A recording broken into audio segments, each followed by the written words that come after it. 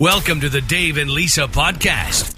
Well, I'm pretty excited about this week, by the way. Yes, welcome to the latest episode of our podcast. Welcome. I'm pretty excited, too. Our guest this week, it's one of those people that just needs, like, one name. You know, like Madonna and Cher. Fred. Bob. Who? You don't know Fred or Bob? No, I don't think I know them. Yeah, maybe they need a last name. You're right. Maybe they're not on that list. No, I don't think so. No.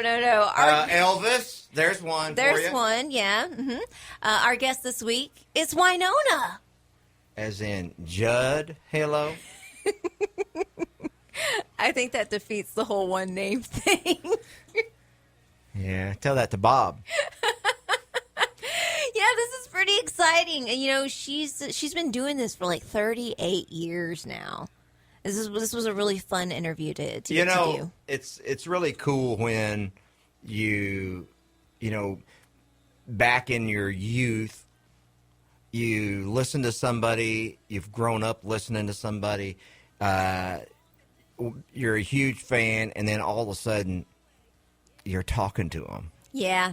I can't wait in another 40 years. Maybe I'll finally get to talk to, like, Jonathan Taylor Thomas. You think? Probably not. He'll be too old to say anything. The good news is this lady started out young, and I was always a huge fan and still am, and now we get to talk. You know, she's done everything, too, you know, from being a multi-award winner out there and selling books, and now she has a new CBD product line, so we're going to chat with her about that. And, why don't you just be quiet and let's talk to her? Okay.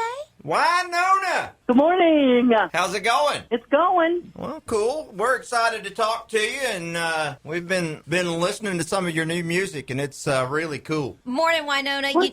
You know, Dave and I have spoken to a lot of people during this whole thing, and there's been two sides of the pandemic. We have the artists out there that have just sat at home and binged watched shows on Netflix, and then we have the artists that have seemed to work really hard. And it seems like you're the latter part. You worked really hard on your latest EP that came out last fall. Can you tell us about it? Wow. I can tell you a story. So, Lisa, I've been doing this a long time, sister, 38 years.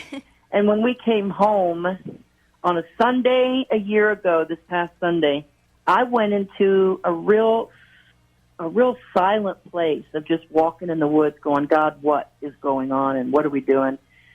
Cactus Mosier's down in the studio. He says, come down here. It's time to practice. And I'm like, oh, man, we're playing music every Friday night for the fans. It started to come into like this look forward to every week with the fans. And Friday night came alive here at the farm.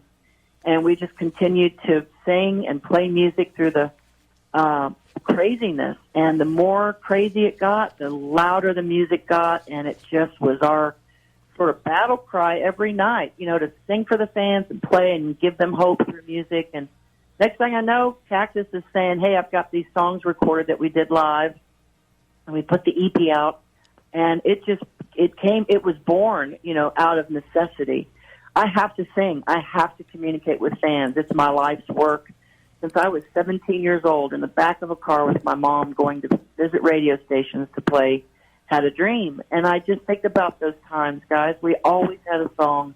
We always had something to say to our fans through everything that we go through, all the different seasons. And the pandemic allowed us to create more music because it's just like when, you know, the soldiers come back from the war and 10 months later babies are born. This is what we do this is what we've been doing during this shutdown.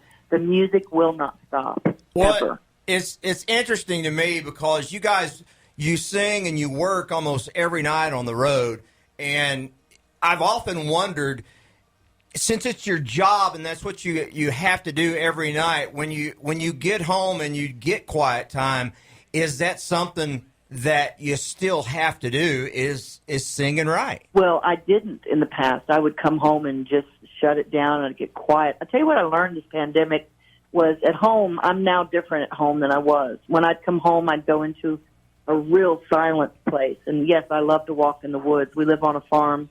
I'm telling you now, there's more music and there's more life in this house because this house has become our haven from the storm in the past. And now it's where everything is born. The CBD thing happened because I'm here on the farm and I'm by myself and I'm trying to figure things out just like every other person on the planet. There's no discrimination when it comes to when you're walking through hell, man, you got to keep on trucking. And that's what I've been doing, and the fans recognize me, and I recognize them, and where we're at, everything's not okay. How do I get through today by being okay? Well, Wynonna, how do I do that? You bring up the CBD thing. You're a New York Times bestselling author, multi-Grammy Award winner. You sold millions of records. So I guess you're just like, now what? How about some CBD? How'd that come about? Well, it wasn't that at all. It actually happened on a personal conversation where I said, dude, I was talking to a friend, another artist, and I said, I need some help. I said, I'm pretty smart. I'm very capable. I can tell you right now that the nights are not easy. And we got into a conversation about rest, and I wasn't resting well. I'm an empath. I feel my fans. They know my story. My kids, my husband, we're all just looking around going, what is happening? And then Christmas hit. And I was, I'll be honest, at 7 o'clock at night, I was a bit lost because I'm usually an artist on the road, getting ready for a show, meet and greets, people, connection. And I found myself alone like everybody else. And I was on the farm, not leaving the gate, week in and week out. And I just woke up one day and I said, you know what? I got to do something about this loneliness and a sense of being disconnected. And I started doing several things, mind, body, spirit. And part of the spiritual healing was the music and God. And then came the physical.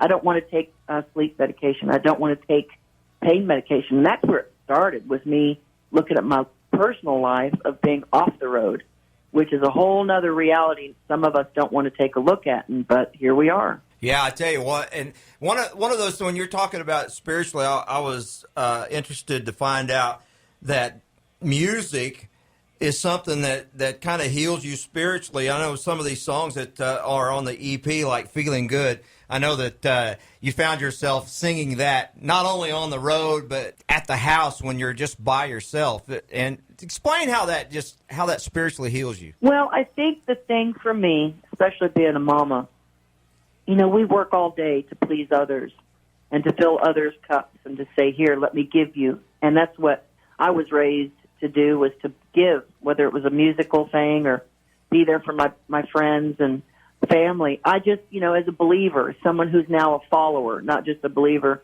right. I'm trying to follow, that blind faith, which is not easy because I love to, think that I'm in control, ha, ha, ha. So I just realized how really, really helpless I am. I can't, do much to save the world, but I tell you what I can do. I can breathe deep in with gratitude, and I can thank God for that next breath. And I know that's corny to some people, but that's what you get down to. When you're on the farm and you wake up every day and you say, God, what can I do? And my son is a first responder, and his schedule is nuts. I'm in here, baking bread, literally, and just trying to be a good mom. I can't do much out there in the world, but I tell you what I can do is take care of my own, and that's where it starts. And so that whole charity starts at home thing. Healing starts at home. I thought, I was going to be happy when I made it. I thought that would bring me the happiness that I'm looking for. It's a wonderful parade, but it doesn't bring you that inner peace that you're looking for. So it's been a journey for me, and the CBD is just the next chapter in me trying to find a place where I can sit here in my chair and I can say, I am at peace. That is the greatest feeling on earth.